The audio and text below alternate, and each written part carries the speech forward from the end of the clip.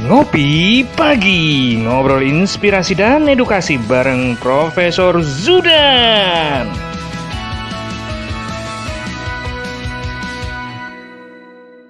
Acara ini didukung oleh Desa WiFi, Tol Langit Desa Indonesia.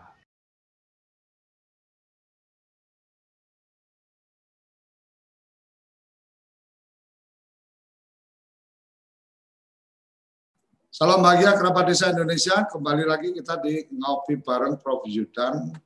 Pagi ini kita akan berbincang-bincang melanjutkan yang kemarin, yaitu tentang pelanggaran administrasi kependudukan, apa sanksinya. Jadi kemarin kita sudah mendapatkan satu gambaran bahwa ada beberapa hal tentang administrasi kependudukan yang itu bisa masuk dalam wilayah-wilayah pelanggaran, dari mulai memberikan informasi yang tidak benar, kemudian mengganti data-data yang ada di kartu tanda penduduk elektronik dan seterusnya. Pagi ini kita akan mendengarkan tausiahnya, tausiah.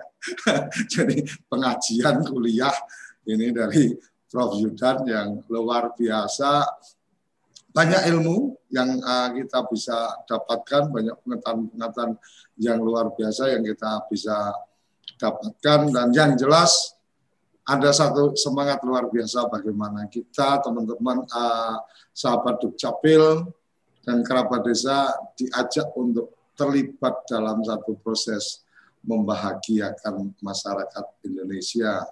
Dalam hal ini pasti di urusan-urusan administrasi kependudukan. Selamat pagi, Prof.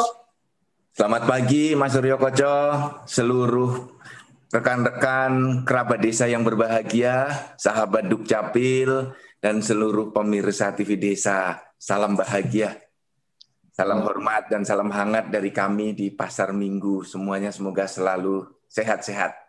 Mas Suryo Koco, sehat selalu? Alhamdulillah.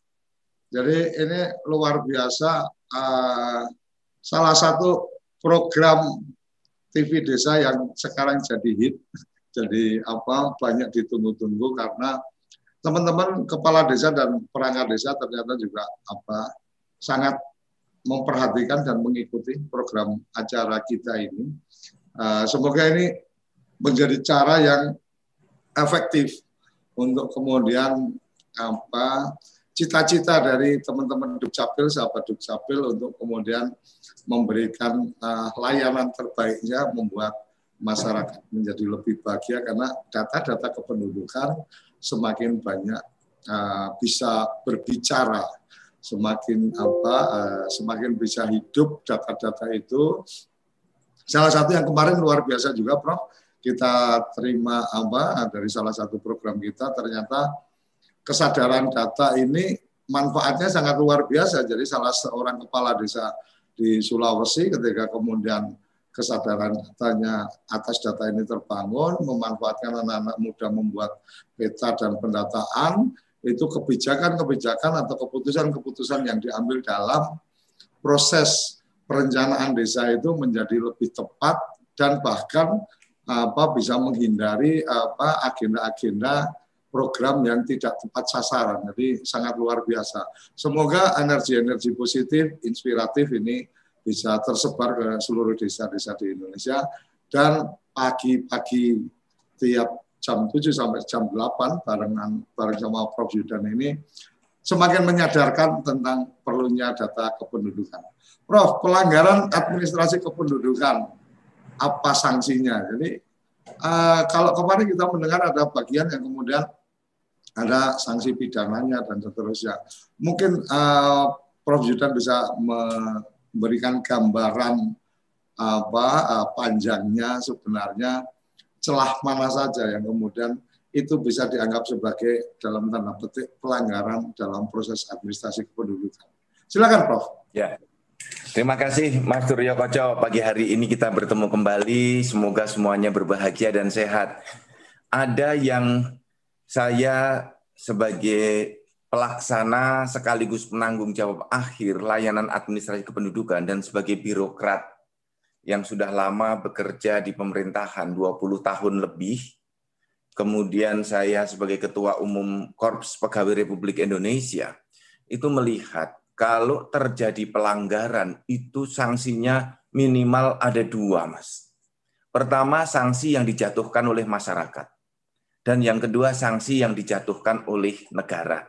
Ini dari perspektif siapa yang bisa menjatuhkan sanksi. Dan sanksi yang paling berat bagi institusi sebenarnya adalah sanksi yang dijatuhkan oleh masyarakat. Nah, beberapa hari ini kami di Dukcapil itu sedang berduka karena ada berita satu dari Surabaya, dari kota Surabaya, adanya penduduk yang mengurus akte kematian. Dipingpong di sana, dari tingkat kelurahan tidak mendapatkan informasi dan penyelesaian yang baik. Kemudian di dinas Dukcapilnya mendapatkan informasi yang keliru terhadap proses-proses yang sedang ditempuh. Sehingga ibu itu yang mengurus itu harus diberi informasi dan terjadi misinformasi. Karena informasinya tidak clear. Sehingga ibu ini mengurusnya ke Jakarta. Padahal di Jakarta kan tidak mengurusi penerbitan akte kematian. Nah, sekarang viral jadi berita. Sehingga ini terkesan birokrasi ini, terutama di layanan Adminduk, itu buruk sekali. Nah, inilah Dukcapil sedang dihukum oleh masyarakat. Gara-gara satu pemohon saja. Gara-gara satu berita saja. 514 kabupaten kota terkena dampaknya. Padahal kalau kita lihat kasus ini bisa diselesaikan di Surabaya, cukup di lokal Surabaya, karena memang kasusnya kasus di tingkat lokal. Orang mengurus akte kematian, kalau ada persyaratan yang kurang, ada problem teknis, bisa diselesaikan di tingkat lokal. Tetapi karena handlingnya tidak bagus, aparaturnya yang memberikan penjelasan bukan aparatur yang kompeten, dan aparaturnya ini sok tahu, tidak mau bertanya kepada pejabat yang lebih tinggi atau pejabat yang menangani, sehingga ibu ini, si masyarakat ini mendapatkan informasi yang keliru. Jadi ini, Mas, berat betul sanksi dari masyarakat. Dan lebih payah lagi sekarang ketika sudah sampai di sosial media itu kan netizen ini kan selalu benar dengan semua ucapannya kan. Ya. Jadi seolah-olah yang diberitakan itu selalu benar. Iya, betul. Nah, kasusnya ini sudah selesai di tanggal 23 September, Mas. Sudah selesai 1 bulan lebih. Tapi masih baru beritanya baru digorengnya sekarang. Dengan bumbu-bumbu, dengan pemarah. Nah, hal-hal yang seperti ini sebenarnya berawal dari satu misinformasi. Yang kedua, handling masalah yang tidak tepat di tingkat lokal. Dan dampaknya kepada seluruh birokrasi ini, semua birokrasi terdampak seolah-olah semua buruk seperti itu. Padahal banyak daerah-daerah yang berprestasi bagus, berkinerja tinggi, pelayanannya bagus. Tetapi kita tidak boleh mengatakan, ya itu hanya satu, tidak. Kita harus memberikan satu pemahaman yang benar, sehingga tidak muncul lagi kasus serupa. Nah, ini sanksi pertama dari masyarakat, itu berat. Sanksinya 1 titik, kasusnya 1 orang, tapi berdampak kepada seluruhnya. Nah, hikmah positifnya adalah Dukcapil harus selalu berbenah. Kalau tidak tahu, kita kan tidak semuanya tahu sebagai penyelenggara pemerintahan.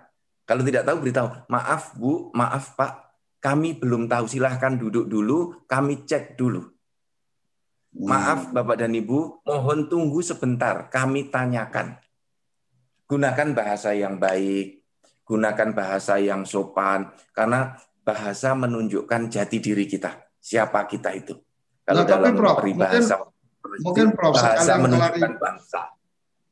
Prof, mungkin sekalian di forum ini untuk kemudian menginformasikan ke publik. Sebenarnya case-nya seperti apa itu, Prof, kalau boleh? Ya, jadi kasus yang terjadi di Surabaya, ada seorang ibu mengurus akte kematian anaknya. Nah, dalam mengurus akte kematian itu diurus di kelurahan. Di kelurahan tidak selesai. Kemudian ibu ini mengurus, saya tidak mendapatkan informasi yang lengkap di kelurahan karena apa.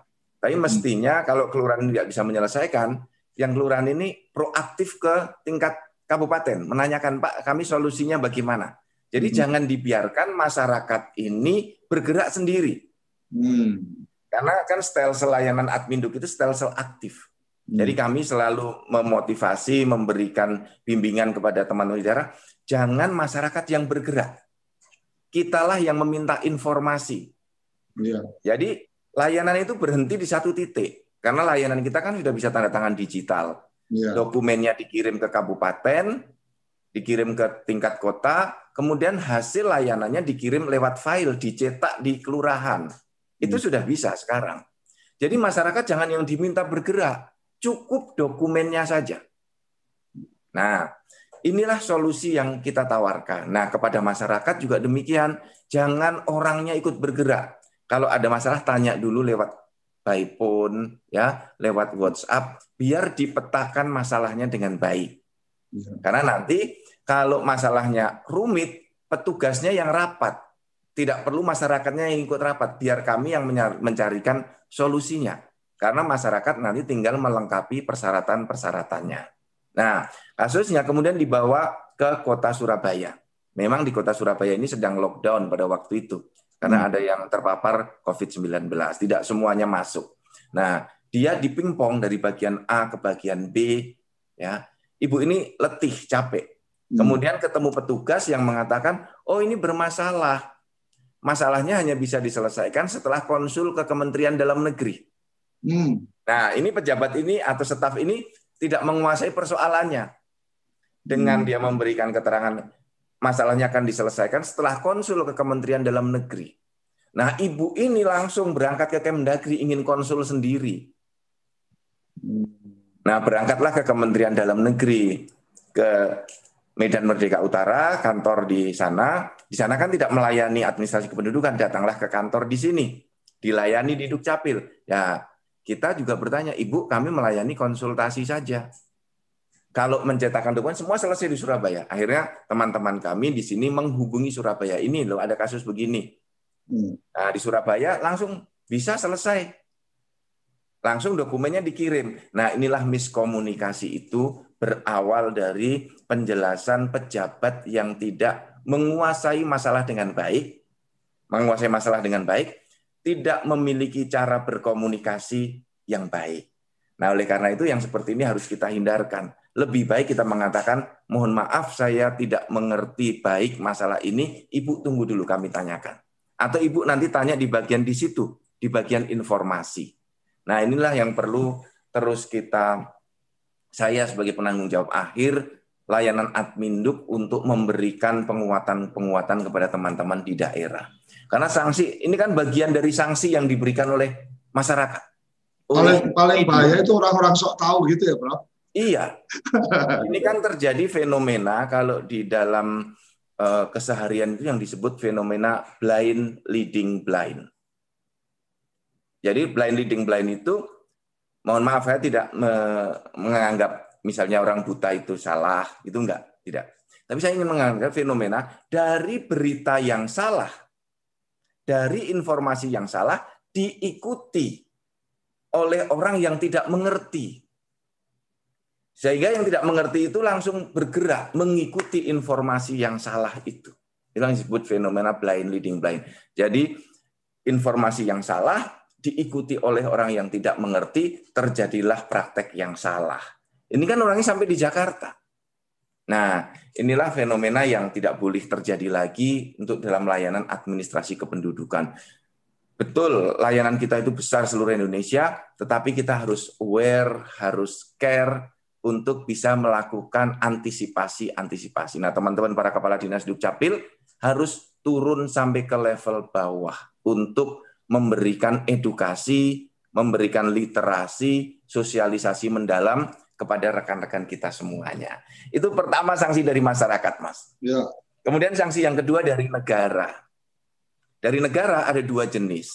Satu sanksi administrasi dan yang kedua sanksi pidana. Nah, kemudian siapa yang bisa diberi sanksi itu? Dalam Undang-Undang Administrasi Kependudukan, dalam KUH pidana dan dalam PP pelaksanaan Undang-Undang Administrasi Kependudukan ada 4 subjek hukum yang bisa diberi sanksi oleh negara. Ya. Pertama, masyarakat. Ini sanksi administrasi dulu. Masyarakat.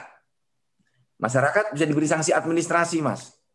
Kalau dalam Undang-Undang Adminduk ada sanksi denda administrasi karena terlambat melaporkan pembuatan akte kelahiran terlambat, akte kematian terlambat.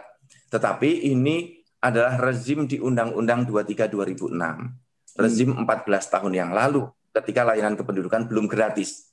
Maka sekarang kami mendorong seluruh Indonesia denda administratif itu 0.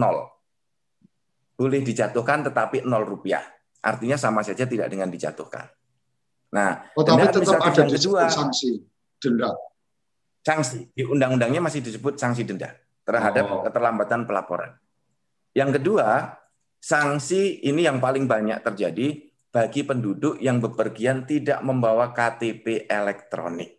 Ini dendanya maksimal 50.000. Jadi kalau kita bepergian keluar kota, pergi keluar rumah, ada operasi justisi,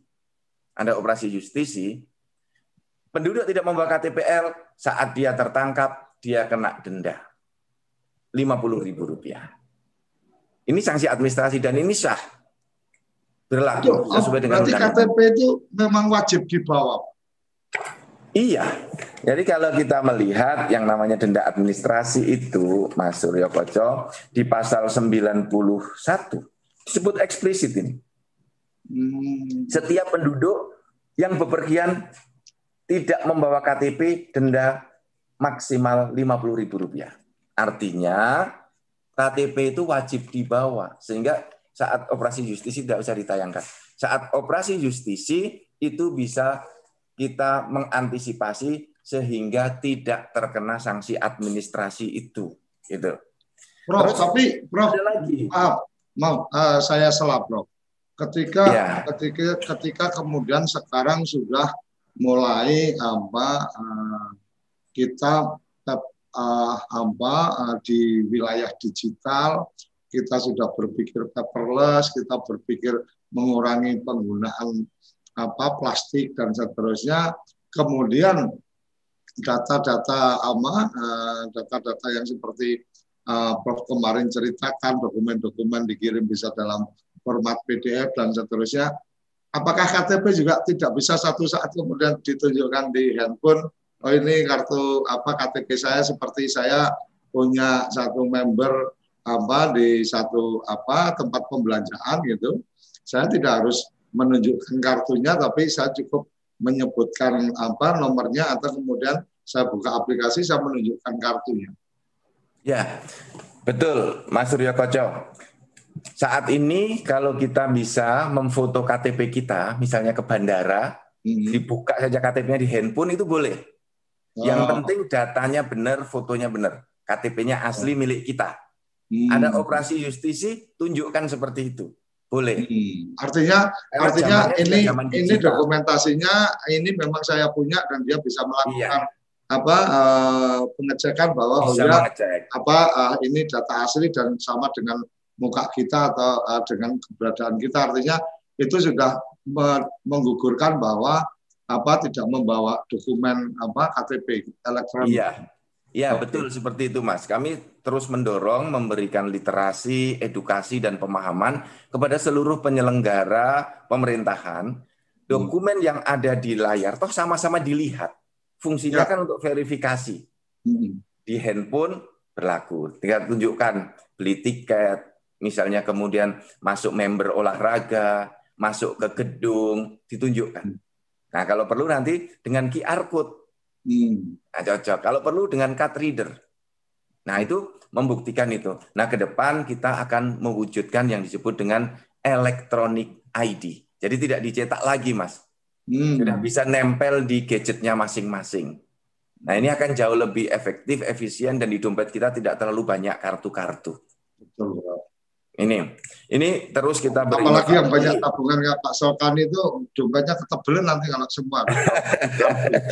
Iya.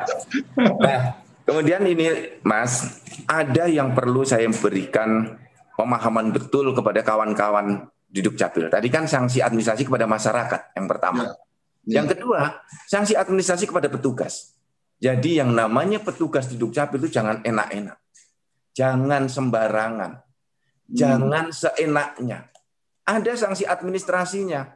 Itu diatur dalam pasal 92 Undang-Undang 23 tahun 2006 tentang administrasi kependudukan. Pasal ini mengatur tentang petugas yang mempersulit pengurusan dokumen, yang melambat-lambatkan penyelesaian dokumen. Apa sanksi administrasinya? Denda paling banyak 10 juta. Dan dibayar dari duit pribadi dia, bukan dari duit kantor. Tapi indikasi atau ukuran bahwa mempersulit atau memperlambat itu kayak apa, Bro? Ya, ini kan tentu nanti kalau ada komplain, kan ada pemeriksaan dari inspektorat. Tiap-tiap dokumen itu kan ada SOP-nya, Mas. Siapa yang mengerjakan misalnya dokumen akte kelahiran, itu dari staf operator, kemudian naik ke kepala seksi kelahiran, naik kepada kepala bidang, namanya kepala bidang kelahiran, ya, itu naik ke nanti kepada kepala dinas. Berhentinya di siapa ini yang lama? Apakah karena kepala seksinya sakit sehingga tidak bisa bekerja? Wajar. Terhambat 10 hari karena opname, tidak ditunjuk PLT. Ini kepala dinasnya yang lalai. Kepala dinasnya harus turun ke bawah. Dia nanti ngeles begini, Pak, itu kan kasih. Yang harus Pak kasih. Tidak begitu. Penanggung jawab akhir di tingkat kabupaten itu kepala dinas. Dia harus tanggung jawab. Kalau penanggung jawab akhir nasional itu saya. Kejadiannya misalnya di Kabupaten Sleman, di Kota Surabaya, saya tetap tanggung jawab, Mas. Jadi sayalah secara nasional orang pertama yang salah kasus di Surabaya itu. Karena saya tidak berhasil mendidik staf-staf saya dengan baik. Jadi saya tidak bisa ngeles, itu kejadian di Surabaya. Artinya nggak ada pasukan yang salah, yang salah pasti jenderal kan? Yang paling besar kesalahannya saya. Karena saya harus menanggung kesalahan seluruh Indonesia. Itulah tanggung jawab jabatan yang harus saya emban. Walaupun saya tidak tahu kejadiannya tidak tahu seperti apa. Tapi saya harus bisa memastikan bahwa layanan ini berjalan dengan baik. Ternyata di salah satu titik layanan tidak berjalan dengan baik. Saya tidak bisa menghindar, bukan salah saya itu. Surabaya itu tidak boleh. Itu tetap saya bersalah. Saya yang bertanggung jawab. Nah, kalau nanti ditarik ke nasional, ternyata saya tidak pernah memberikan pembinaan. Tidak pernah ada acara sosialisasi. Saya bisa kena, Mas. Tapi kalau saya rutin dengan kepala dinasnya 2 minggu sekali, ya, ada pembinaan seminggu sekali dalam level provinsinya ada pembinaan, itu saya sudah bisa terlepas dari tanggung jawab administrasi itu. Karena sudah melakukan kewajibannya. Kan pembinaan staf langsung oleh kepala dinas. Nah, itu jadi ada berjenjang. Tanggung jawab berjenjang. Tetapi sebagai penanggung jawab akhir nasional, saya tidak bisa melepaskan diri dari tanggung jawab itu.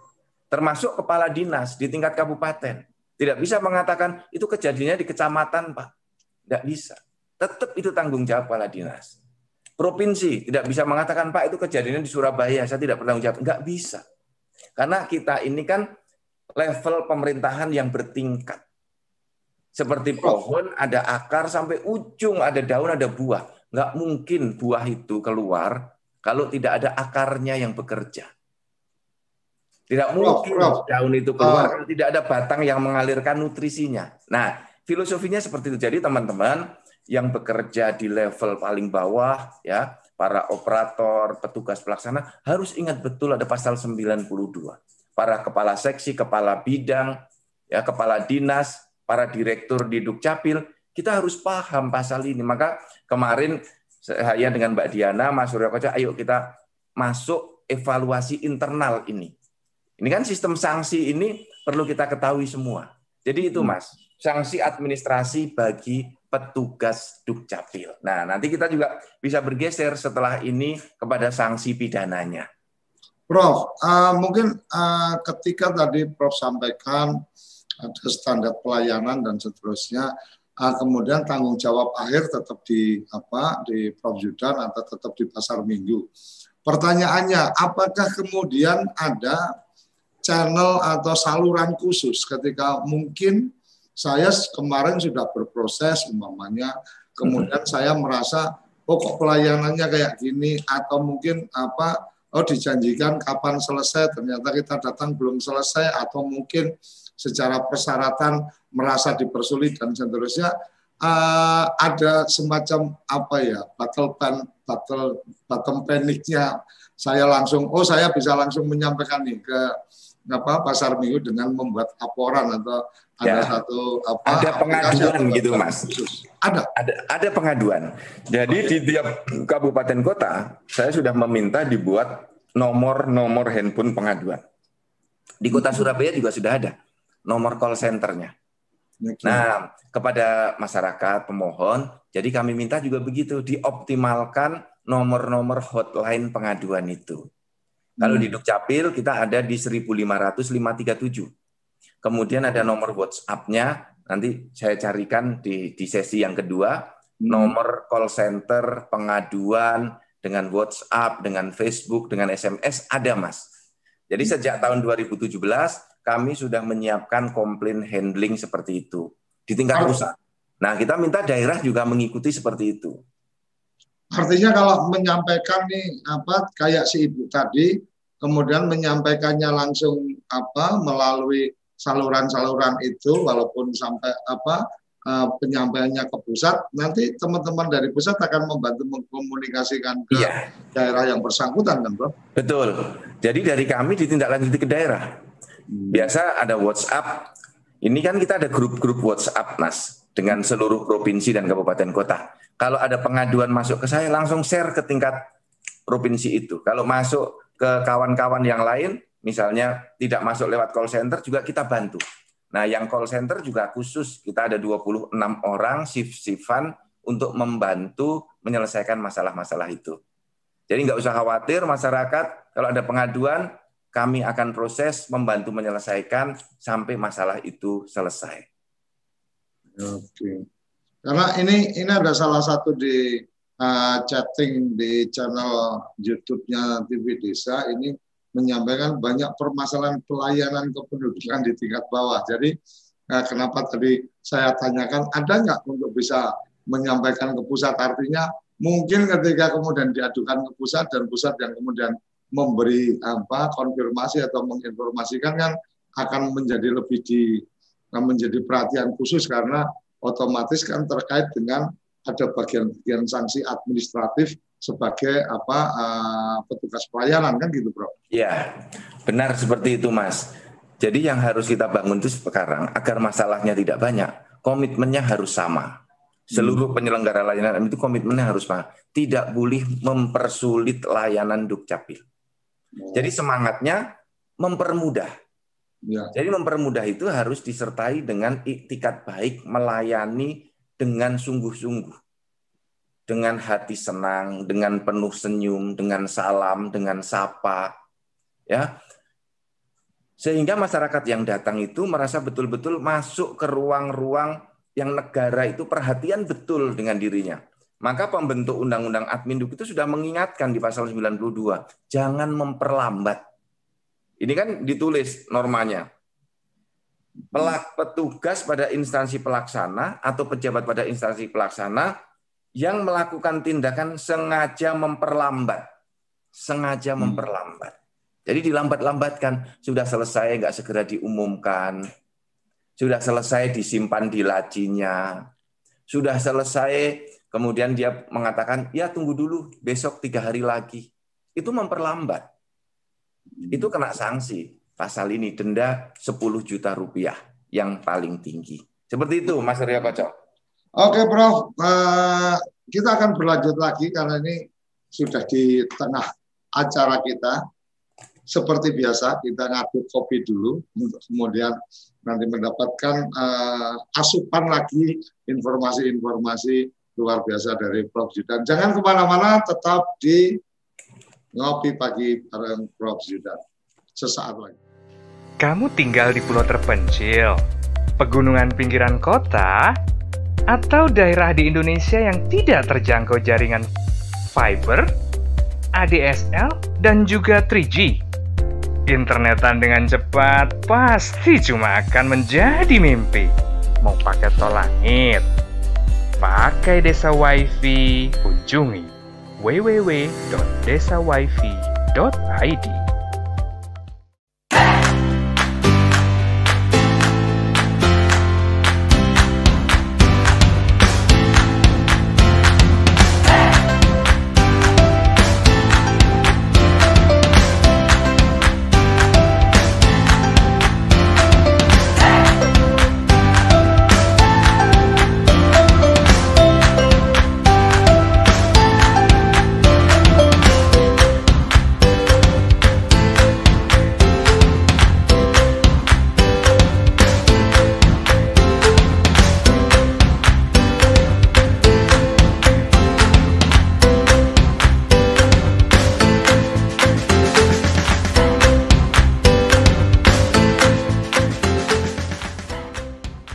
Toko IG.id, toko Instagramnya orang Indonesia.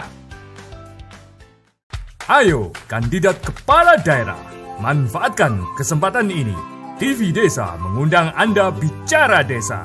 5 menit bisa. Bicara Desa, sebuah program tayangan monolog, konsep membangun dari desa, dari kandidat untuk masyarakat. 5 menit bisa. Bicara Desa. Hanya di TV Desa. Kembali lagi kita maaf. Kembali kita di Ngopi Pagi. Prof, ada beberapa chat di chat room Zoom. Ini menarik, dari nomor nggak ada namanya 1308. Izin bertanya, Pak, menampilkan nick dan nomor KK di media sosial apakah diperbolehkan? Kalau apakah memang ada larangannya atau enggak? Mungkin ini menyangkut pelanggaran-pelanggaran tadi, itu masuk bagian pelanggaran atau tidak, dari 1308. Kemudian ada lagi tentang dari Tapanuli Tengah. Izin bertanya Pak Dirjen, seringkali data penduduk, data ada 2 data berbeda nik, nama tempat tanggal lahir, nama orang tua pun berbeda jauh. Penduduk tersebut pindah, mempunyai data di daerah asal dan daerah tujuan, dan yang bersangkutan tidak memiliki dokumen ijazah, akte maupun akta perkawinan. Mohon petunjuknya, Prof. Monggo, Prof. Satu yang tadi tentang ditampilkan. Jadi ini salah satu yang mungkin saya nggak tahu persis yang dimaksudkan seperti apa, ditampilkan di media sosial. Tapi ada juga ketika Prof kemarin menyampaikan, kan salah satunya kan pinjaman online itu sering mendapatkan informasi atau mendapatkan data-data yang tidak valid. Tapi ada juga kemudian pinjaman online, terutama mungkin yang tidak resmi dari tidak terdaftar di OJK, itu kadang-kadang kan juga mengirimkan pesan ke nomor-nomor yang karena memang dalam tanda petik kekurang cermatan teman-teman pada saat meregistrasi atau memajukan aplikasi, kan kadang suka ada diizinkan untuk mengakses data, sehingga kemudian pada saat ada tagihan yang macet atau apa, terus diedarkanlah kemana-mana foto dari yang pinjam, kemudian foto orang tua dan seterusnya diambil dari sosial media dan seterusnya. Ini mungkin bagian-bagian itu mungkin ada yang menampakkan nomor KTP dan seterusnya. Silakan, Prof. Ya, Mas Suryo Koco, sebelum saya menjawab dari pertanyaan di chat yang disampaikan Mas Suryo Koco tadi, saya ingin menyampaikan call center yang tadi saya sampaikan. Siap. Silakan, teman-teman dari para pemirsa TV Desa, ya, kawan-kawan sahabat Dukcapil bisa mengetahui kalau ada masalah, jangan ragu-ragu. Kami akan membantu menyelesaikannya. Kalau mau telepon ke 1500 537. Tapi ini harus sabar karena kami mengakui seringkali pada jam-jam sibuk sulit masuk. Maka gunakanlah yang lain. Ada SMS, ada WhatsApp, ya, ada nomor 0811-800-5373. Ada di Facebooknya di Dukcapil, ada di Twitternya Dukcapil, ada di emailnya Dukcapil. Nanti petugas Dukcapil akan memberikan pelayanan. Kalau pas pengaduannya sedikit, jawabannya cepat karena petugas kami juga terbatas. Tapi kalau pas numpuk, misalnya pas ada pendaftaran CPNS, pendaftaran kartu prakerja untuk COVID-19 karena menggunakan NIK, maka agak perlu waktu mungkin 1 hari baru terbalas. Bahkan pernah juga ada yang sampai 2 hari karena penumpukan yang tinggi sekali. Jadi itu kendala-kendala yang perlu saya sampaikan agar masyarakat maklum, gitu Mas Koco. Nah kemudian terkait dengan ini, kan banyak yang bertanya tentang NIK saya kok dipakai orang lain misalnya. Kok saya tidak pernah mendaftarkan nomor handphone ini, kok nomor handphone ini diberitahukan ini terdaftar atas nama saya ketika saya ngecek ke Grapari misalnya. Saya ngecek ke Indosat. Mengapa ini bisa terjadi? Nah, dari pertanyaan tadi, saya tidak mengizinkan petugas Dukcapil secara terbuka di media sosial mengumumkan NIK dan nomor KK secara bersamaan. Karena NIK dan nomor KK itu bisa digunakan untuk mendaftar kartu prabayar. Jadi sekarang itu di Indonesia, di media sosial, di Google misalnya, banyak KTP-KTP bertebaran di mana-mana. Dengan NIK, dengan nama, alamat, persis data di KTP. Nah, itu perlu kita cermati. Saya sudah meminta di Kementerian Kominfo untuk men-take down, untuk menghapus yang ada di Google itu, koordinasi dengan Google. Bertahap dilakukan, tapi ternyata muncul lagi, bertambah lagi. Nah, oleh karena itu rekan-rekan Dukcapil semua, sahabat Dukcapil, kerabat desa, jangan mengumumkan ini NIK dan nomor KK penduduk ini, KTP-nya sudah jadi, tidak begitu. Cukup diinformasikan penduduk dengan NIK ini KTP-nya sudah selesai. Atau nama penduduk ini dari desa ini KTP-nya sudah selesai. Umumkan seperti itu. Kemudian yang kedua, apakah ada lembaga yang mengumumkan? Ada. KPU misalnya, pengumuman DPT. Ada nama, ada NIK, dan nomor KK. Tetapi nomornya separuh dibintang, ditutup. Tidak dibuka semua nomornya. Sehingga orang tidak bisa mengetahui itu NIK-nya milik siapa, nomor KK-nya berapa. Ya, maaf, NIK-nya bisa diketahui pemiliknya karena ada namanya, tetapi nomornya tidak bisa diketahui. Jadi sekali lagi, jangan dibuka data-data pribadi penduduk, karena itu merupakan rahasia ya yang harus dijaga dan harus dilindungi oleh petugas di instansi pelaksana dan di instansi pengguna. Nah, sekali lagi saya lanjutkan, sanksi administrasi bagi instansi pengguna yang kerjasama, Mas. Ya. Ya, Prof. Halo.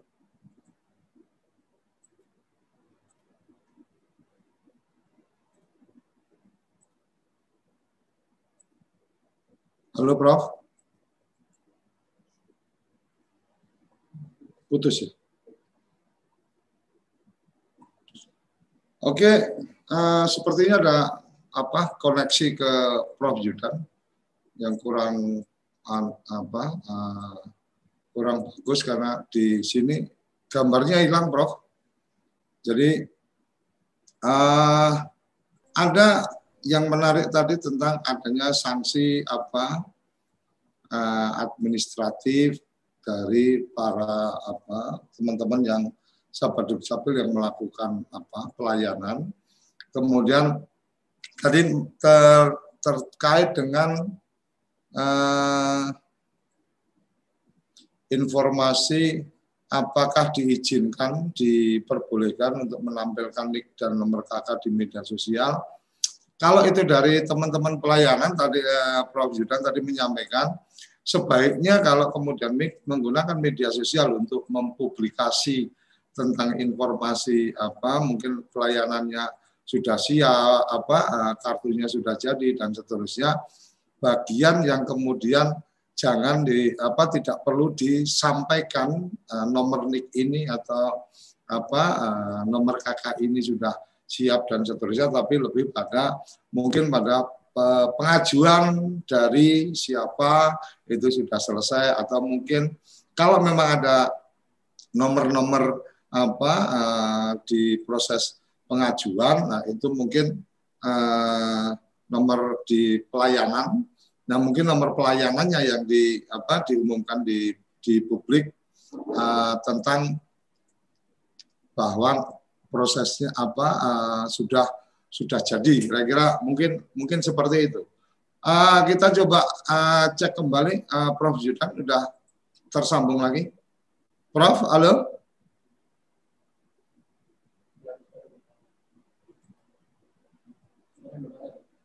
Suaranya belum keluar, Prof.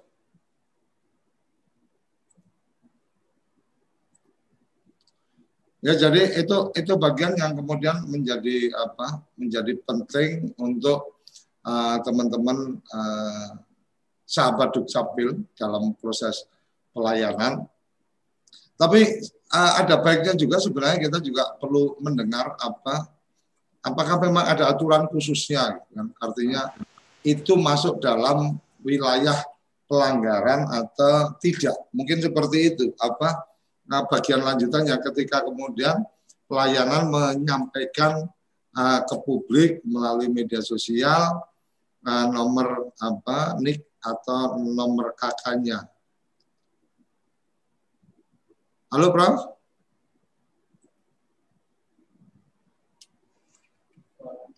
Ya, kalau di sini Pak Suryo udah gabung, Prof. Sebentar kami cek ya. Kalau akhirnya sudah masuk lagi. Audio videonya sudah ada, tapi belum terdengar suaranya. Ya. Oke, sambil menunggu mungkin ada yang bisa ikut memberikan informasinya.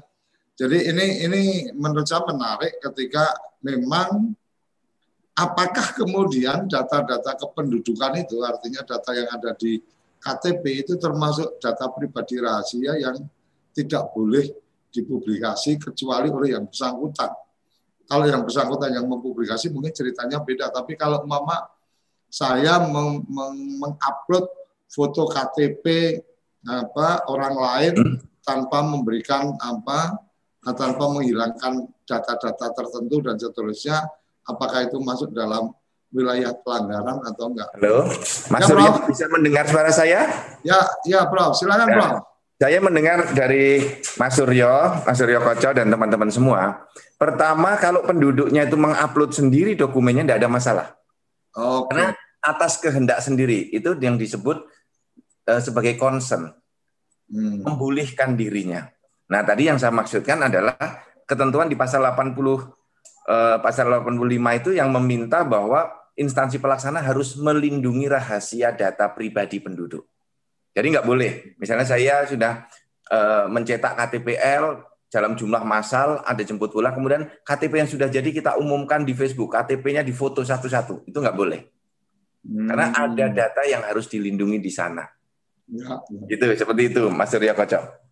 Artinya data itu menjadi data rahasia oleh Dukcapil, tetapi kemudian kerahasiaan itu terserah pribadi masing-masing kalau kemudian akan mempublikasikan, kan gitu, Bro? Iya. Artinya betul. Kalau instansinya nggak boleh membagikan, tapi kalau yang bersangkutan kemudian narsis memamerkan, oh ini udah jadi, kakak saya udah jadi, ya itu salah dia sendiri kalau umpama kemudian ada yang memanfaatkan, kan gitu, Bro? Ya, jadi kalau data itu dibuka oleh pemiliknya, oleh dirinya sendiri, itu tanggung jawab pemiliknya sendiri. Karena dia atas kesadaran penuh membuka datanya. Nah, yang tidak boleh adalah penyelenggara layanan instansi pengguna membuka data nasabahnya. Itu nggak boleh. Kemudian petugas Dukcapil membuka data penduduknya. Itu tidak boleh. Karena itu ibarat kata kayak gini ya, Prof. Ini kalau kita bicara ke etika, umpama nih, ada teman yang kemudian menghubungi saya, Mas Koco kan sering ngobrol sama Prof. Zudan, berarti punya nomor handphonenya dong. Saya jawab, iya punya.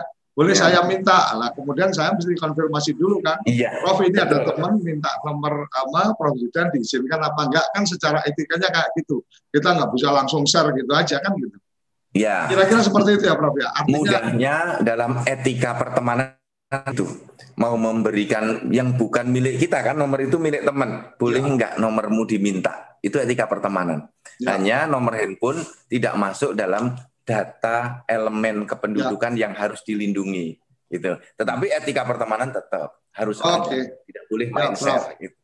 Itu Mas. Kemudian yang dari Tapanuli, Prof, sering data kependudukan ada 2, bidanik, bla bla bla dan seterusnya, Pak. Ya, ini teman-teman semua penyelenggara layanan kependudukan, sahabat Dukcapil. Di Indonesia, zaman dulu banyak penduduk memiliki NIK lebih dari 1 dengan membuat identitas nama yang disingkat-singkat berbeda-beda. Ada yang lengkap, misalnya seperti saya Zudan Arif Fakrullah, nama lengkap. Kemudian di tempat lain ada orang membuatkan KTP zaman dulu, ditulis Zudan AF karena nggak tahu kepanjangannya. Dia berniat baik karena jadi mahasiswa saya ketika saya ngajar di luar kota, Pak sudah saya buatkan karena dia camat. Zaman dulu KTP diterbitkan oleh camat. Dimasukkan ke dalam database, dia tinggal membuat NIK. Karena zaman dulu belum ada KTP elektronik, penduduk bisa membuat KTP di mana-mana dengan sangat mudah. Nah, oleh karena itu kalau ada data yang banyak dan itu milik 1 orang, maka sekarang kita gunakan 1 data yang sudah KTP elektronik. Seluruh data yang lain diblok dari pusat, disisihkan, di-cleansing. Maka teman-teman di Dukcapil Daerah tidak boleh menghapus data, nanti dihapus dari pusat.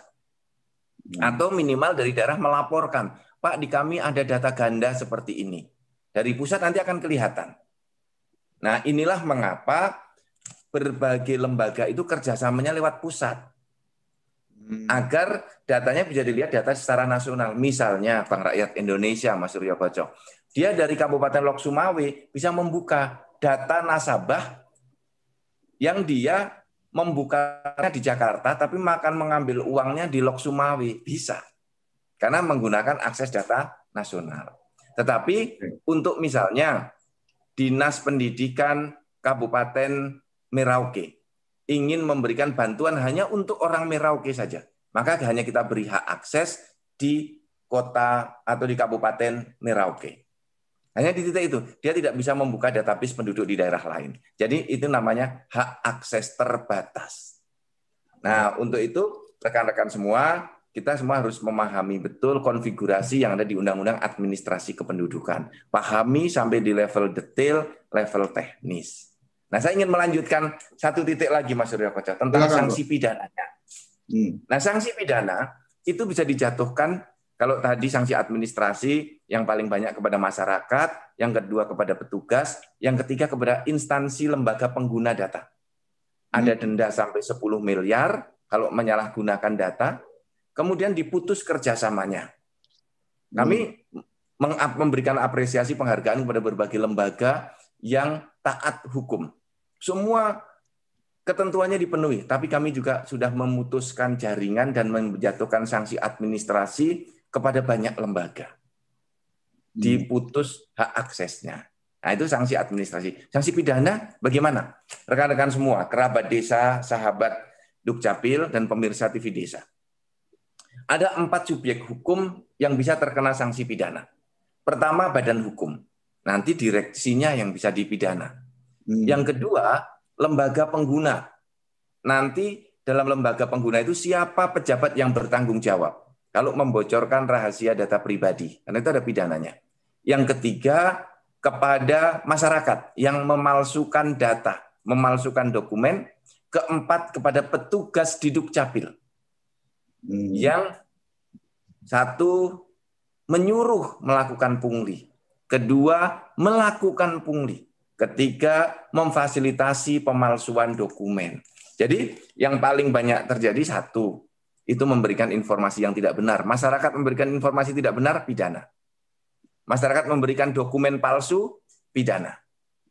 Kemudian petugas memungut biaya pungli, itu pidana. Bahkan pidananya berat ini. Misalnya ya, ketentuan pidana bagi penduduk yang memalsukan dokumen, itu sanksinya bisa sampai maksimal 6 tahun, Mas.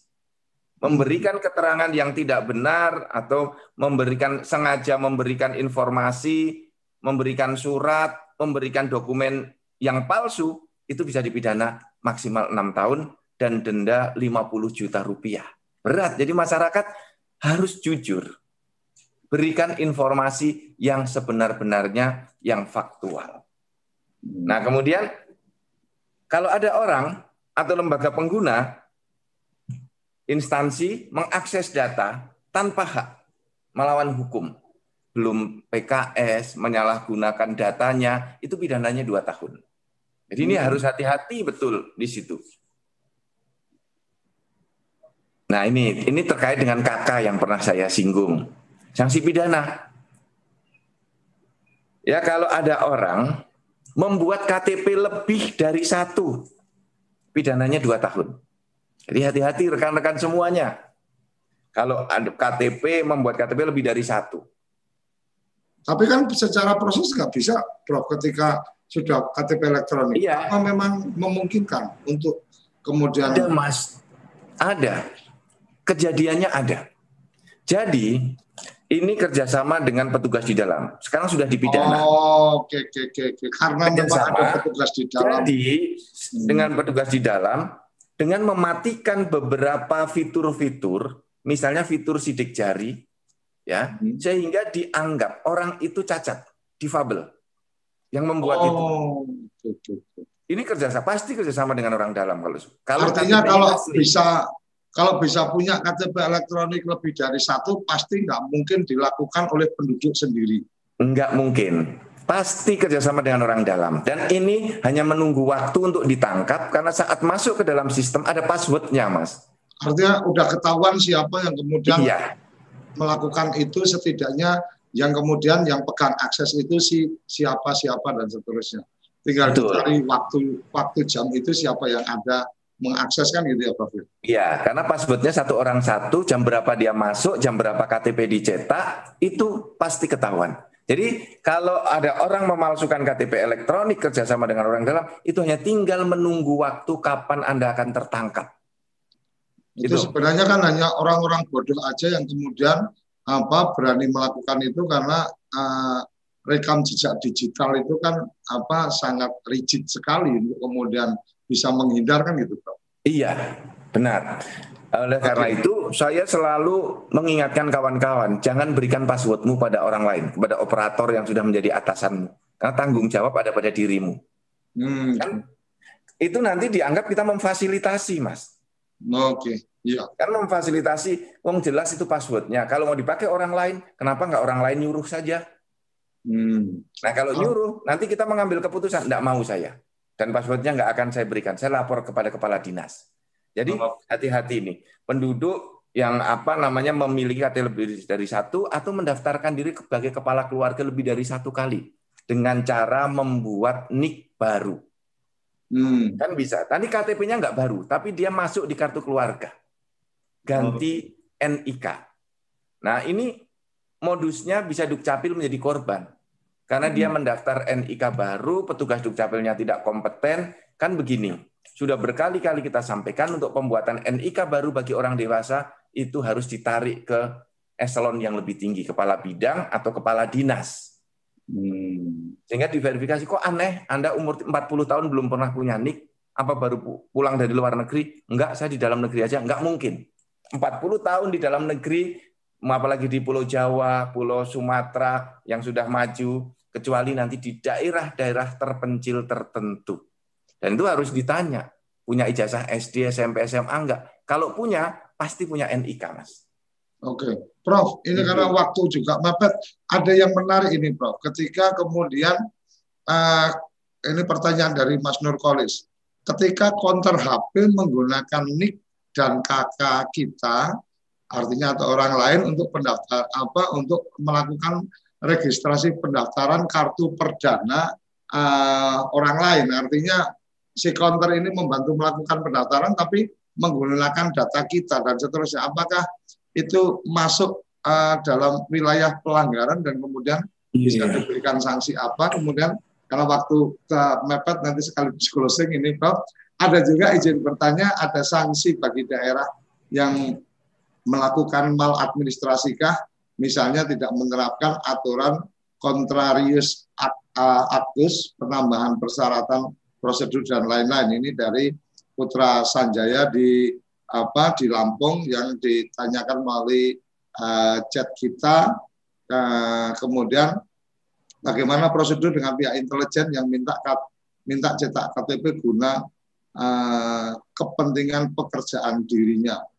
Mungkin 3 hal itu, Prof, yang boleh sekaligus closing, karena ternyata nggak berasa sudah di ujung juga. Oh ya, masih ada satu lagi izin bertanya. Dalam penindakan sanksi, apakah bisa dilakukan oleh PPNS? Ini dari Mas Amirullah. Silakan, Prof. Terima kasih Mas Suryo Koco, seluruh kerabat desa, dan sahabat Dukcapil. Pertama, kita harus bertindak benar dan menjadi orang baik. Seluruh institusi juga harus melaksanakan ikhtiar itu. Oleh karena itu, kalau ada orang menggunakan data orang lain untuk kepentingan tertentu, itu pelanggaran.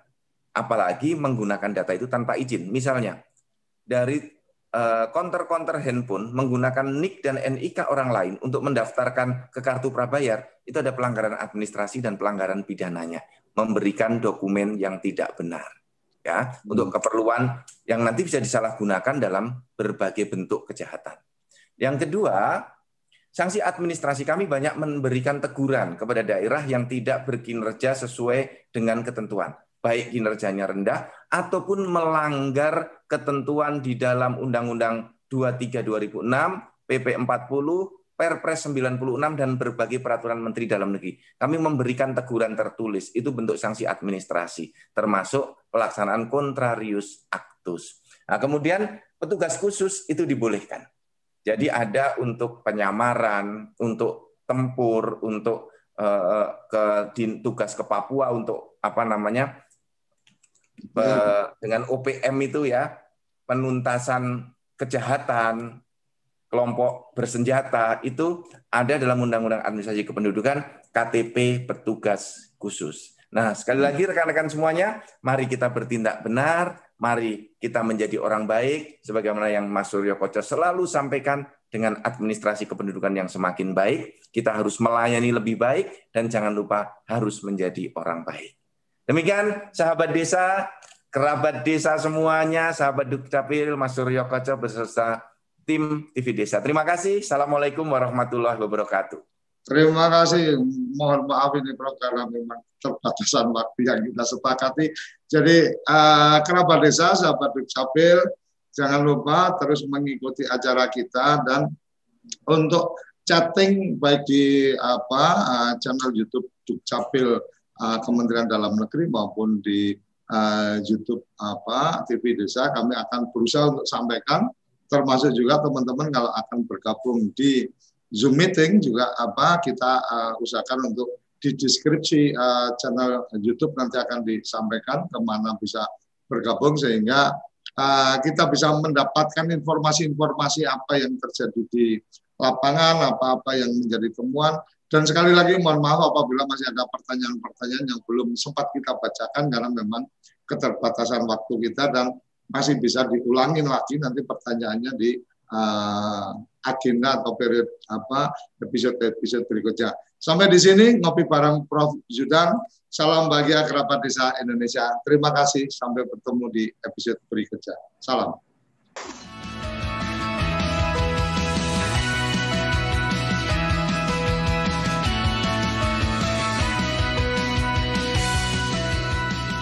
Ngopi Pagi, ngobrol inspirasi dan edukasi bareng Profesor Zudan.